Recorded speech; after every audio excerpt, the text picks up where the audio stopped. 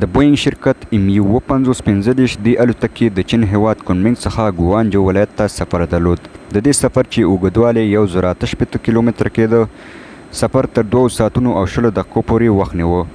دا وخت 2022 کال د مارچ 21 نیټه وه، د ورځې 1 بجه او 11 دقیقې وي.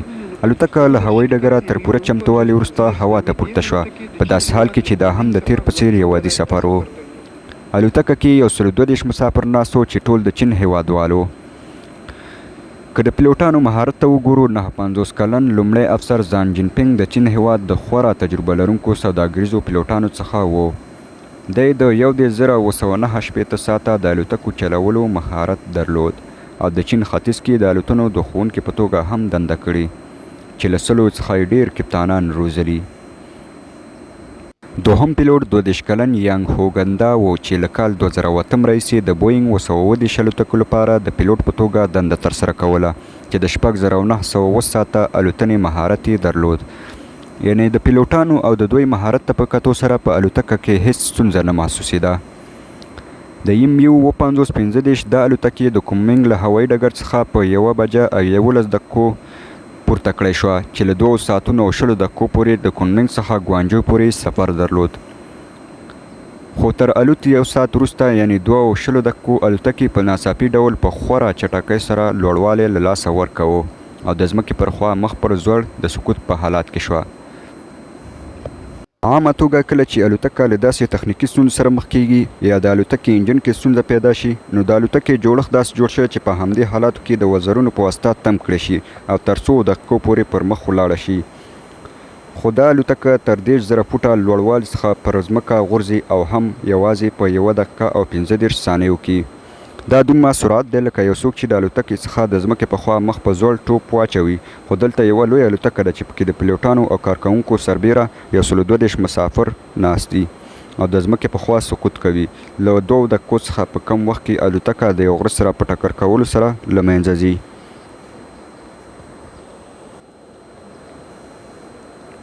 دا چې په چین کې د ځینو احصایو له مخې 200 میلیونه ملکي کمرې په عامو او خاصو ځایونو کې لګېدلي. همدا لامل دی چې د الوتکې د غورځېدو دا پیښه هم په یو لرې عام ځای کې لګول شوي کمرې په واسطه راغستل شوي، چې دا څرګندوي الوتکه په ناڅاپي ډول مخ په زوړ ټکر کوي. خو دا ولې او آخر څنګه داسې وشول؟ په الوتکه کې ټولو ناستو مسافرو خپل ژوند د لاسه ورکړ. دا د چین هیواد په تاریخ کې د الوتکې د غورځېدو تر ټولو بده او زړه بوږنوونکې پیښه بلل کیږي.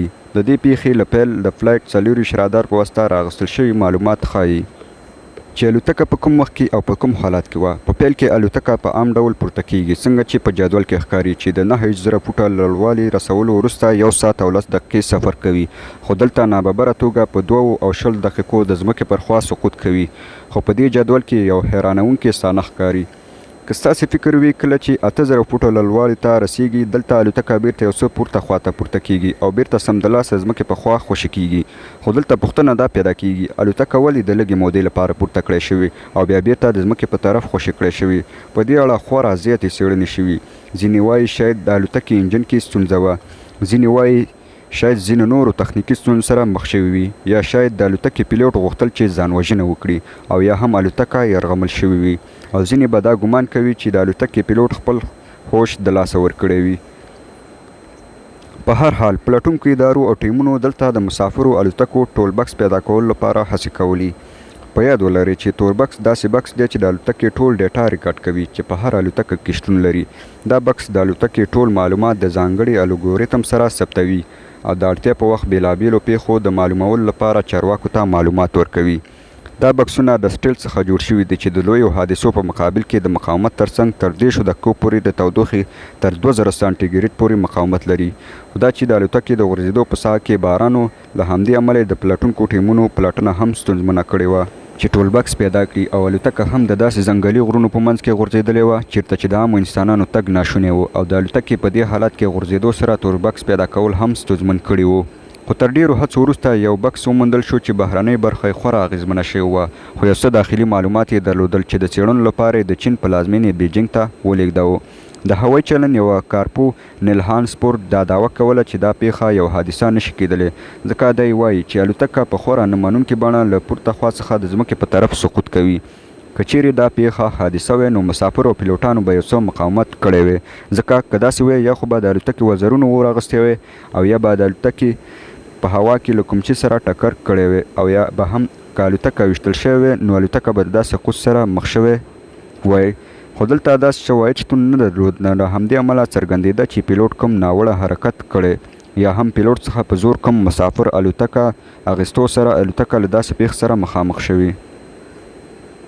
دا دعوه د نیل هانسفورد نه ده، بلکې د ده په څیر هوایي چلند نورو ماهرو کارکوونکو هم دا دعوه کړې، ځکه تر دې دمخه په لوی لاس د پیلوټانو لخوا غورځول شوي. خو تر ډیره پوهاوي او څېړنو وروسته دا څرګنده شوه چې د پیلوټ لخوا قصداً غورځول شوې ده. خو تر ټولو لویه پوښتنه دا ده چې ولې د چین خلکو په دې موضوع بېلابېل نظرونه ورکړي. ډیرو دا د امریکا کار باله، ځکه چې هغه وخت چې د روس او اوکراین ترمنځ جنګ روان و، په دې جنګ کې چین د روسیې مخالفت ونه کړ. له همدې امله چینایان په دې باور و چې دا کار امریکا د چین څخه د غچ اخیستو په خاطر کړی وي.